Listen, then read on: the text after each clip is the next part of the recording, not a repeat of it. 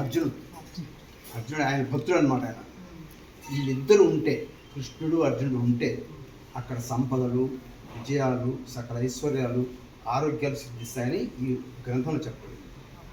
ఇది మీకు కృష్ణుడిగా ఇస్తున్నాను. మరి అర్జునుడు రోజు ఒక శ్లోకం, తెలుగు వచ్చు కదా, అర్థమైన అర్థం కాకుండా తీసి చదవండి. ఇది పూజా గదిలో పెట్టాలన్నమాట. అక్కడిక్కడ పరమ పవిత్రంగా చూసుకోవాలి. అప్పుడే మనకి అన్ని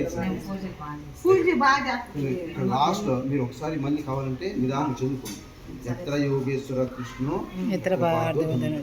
కృష్ణుడు శ్రీ విజయో భూతి ధ్రువాని ఏమంటారు స్వామి అంటారంటే, నమస్తే ఏమంటారండి స్వామి, ఇద్దరు ఉండి చోట సంపదలు, సర్వ విజయములు, సకల ఐశ్వర్యాలు సిద్ధిస్తాయి.